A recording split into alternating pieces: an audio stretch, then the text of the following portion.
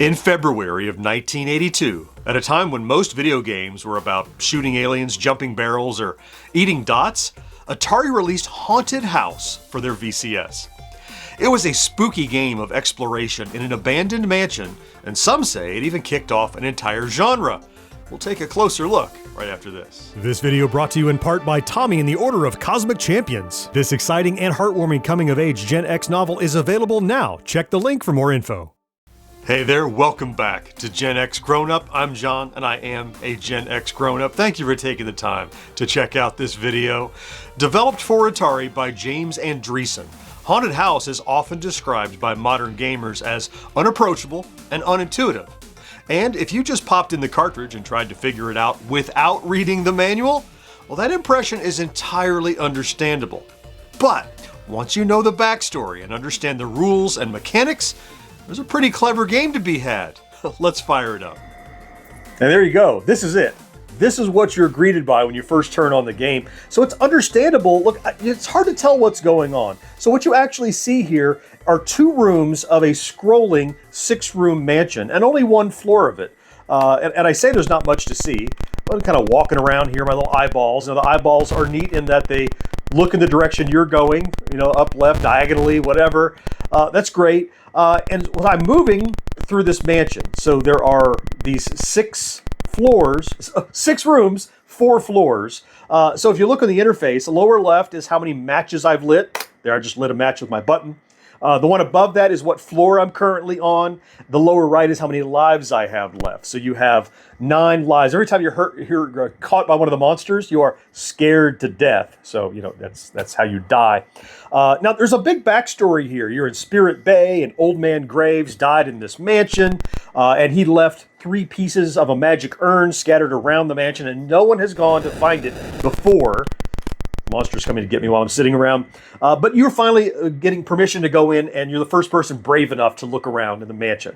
And in fact, if you play a more difficult level, like level 2, there's even less to see. You can't even see the walls unless you light a match and look around. Yeah, so I'm going to go back to level 1 just to give you a run-through of what's going on in the game. Now, the key purpose of having the match is to let you see things. Like you can see the walls here, but let me go up and maybe over here. Now you notice I can't see anything here. I light a match, and then I can see stairs. So, and I was always confused when I was young. How do I know up or down? If the stairs get larger, it's a little, medium, large, I'm going up, and the music when you play will go doo-doo. And now the stairs are going large, medium, small. So if I go up through, I will go downstairs, and it will go doo-doo-doo. And you'll notice the number changes as I go through. Floor 2, floor 1, so I know where I am at. So the premise of the game is to wander all, 24 rooms of this haunted mansion. And here's a look at the map. You can see there's stairs, sometimes top, bottom, left, right. Oh, there's a ghost. Oh, there's a bat getting me. I like if you die, though, your eyes spin around. That's kind of cool. You have to gather all 3 pieces of the urn and get to the exit on the first floor, which is the center right, and get out. Now, in the course of doing that, you have to use as few matches as possible and preserve your 9 lives as best you can. So the monsters are tarantulas, there are bats, and then there's, the ghost of Old Man Graves, who just came running around. There's one of the tarantulas, is after me. And you need to use the match to find the objects. The objects available are, you have the pieces of the urn. There are 3 of them you can combine. There's a key for later levels, which I'll talk about in a second. And then there is a magic scepter, which will protect you from getting killed by the monsters, usually until you get to the later levels of the game. So that's a great time to talk about the switches and the options of the game. Here comes a ghost. Come to get me.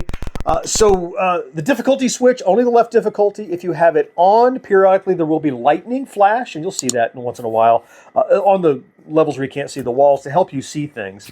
If you put it on A, you never get those flashes of lightning.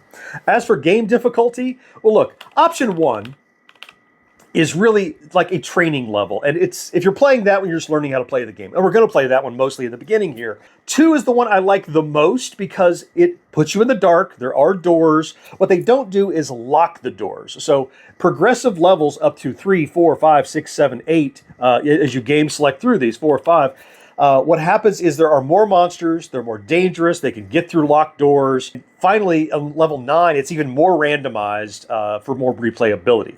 But if you play on anything above 2, you really need to be having a pencil and paper handy to jot down the path you need to take, where you left things, because the other catch is you can only carry one thing at a time.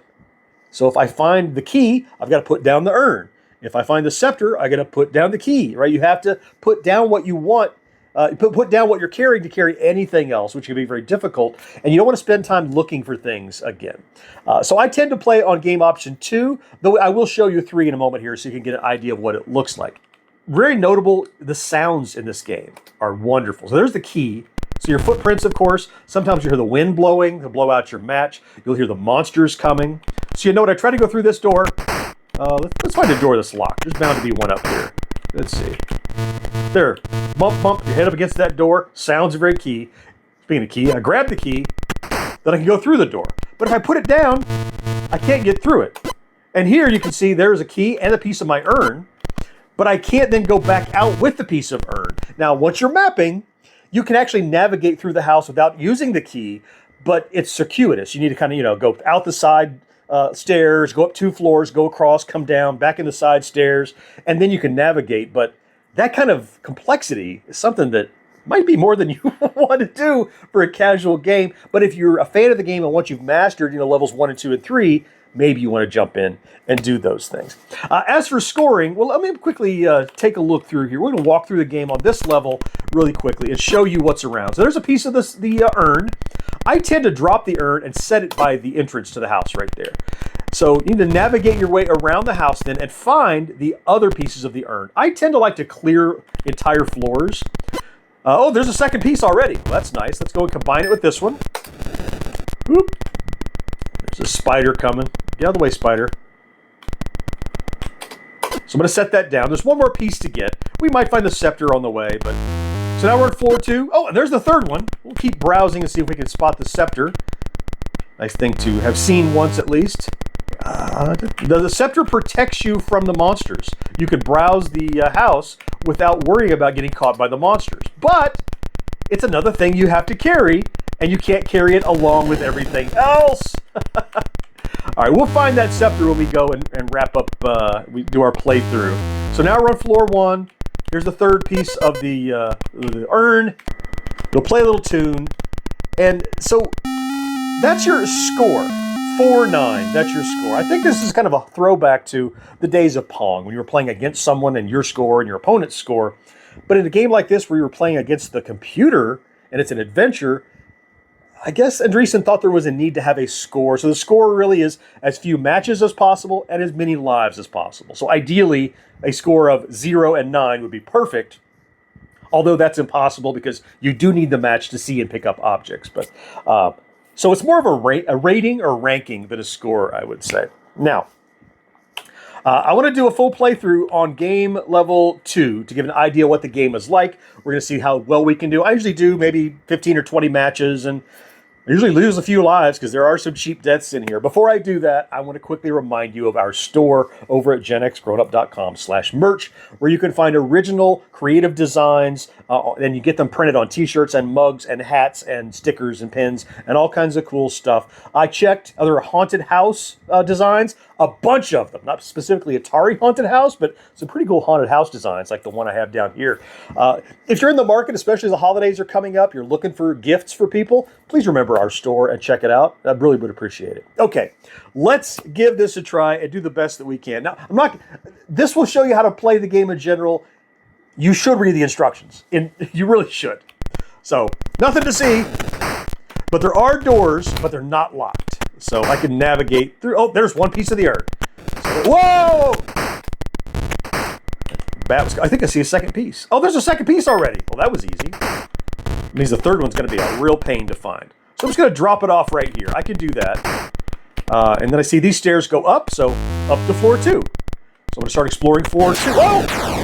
See, I talked about the cheap deaths. He was the other side of the door. And you'd never know until you walk through the door. All right. So I'm just still at floor 2, kind of browsing, looking to see. Find the object. Okay, there's another up. Floor 3, bound to be on floor 3. Just got to be cautious of the open doors. Nothing on that side. Whoa! Spider. And you're kind of, you know what's weird is watching someone else play this, it's disorienting because often the eyes aren't moving. You just have to rely on those footsteps and wait until you see something cross in the circle of light to know even something's happening. All right, floor 4. Looking around, trying to find. All right, it's got to be over here, I guess. Whoa! There's a bat. Still looking for that third piece of the urn. Didn't see it. So I missed something. So in the meantime, as I'm navigating here, I'm putting myself at risk of running into monsters on the other side of these doors. You know, sometimes my match just goes out and I have to relight it. No reason. Sometimes the wind blows. Sometimes it's a monster. Sometimes, I guess, it just runs out. All right, so let me do a full sweep of floor 3. Not on that side. Whoa! Whoa! Found the bat. Now, unlike Adventure, the bat doesn't, like, carry things around, which is nice, but what have I missed? So 3 and 4, I'm pretty sure I've cleared. Let's check floor 2. I obviously missed something. There's one more piece of the urn to find. Oh! You still get scared, even though it's not scary. It's surprising. It's not scary. It's surprising. Oh, man. Is it on floor 1? Did they put all the pieces on floor 1 and I missed it? So we know that 2 of them are sitting right here where we left them, right? There's the 2 we had. Maybe I just didn't fully explore floor 1? Oh, there's that scepter. Well, that'll be good. So with the scepter, at least the monsters can't get you. Oh, there's the third piece.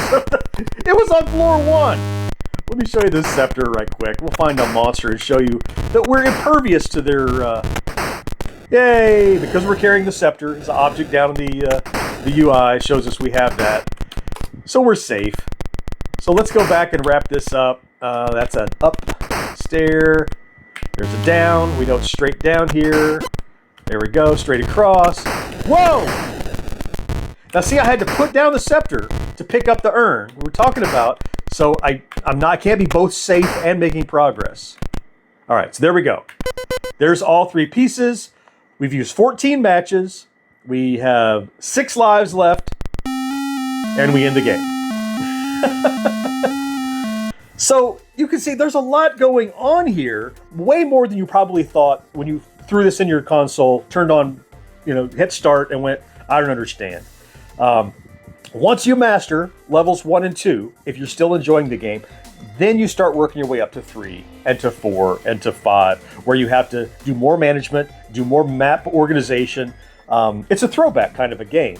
But you can see from the scares, that we got, as simplistic as it might be, simple little haunted house laid the groundwork for the genre of survival horror that we know today. So I think it deserves a look, if for no other reason than that.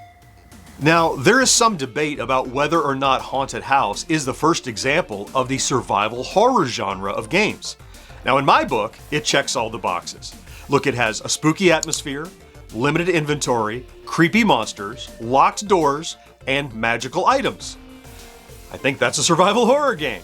Look, these days, Haunted House may look too overly simplistic and abstract to qualify as being able to elicit any scares, but in its time, if you turned out all the lights and played it by the flickering glow of a CRT, you just might have experienced a jump scare or 2.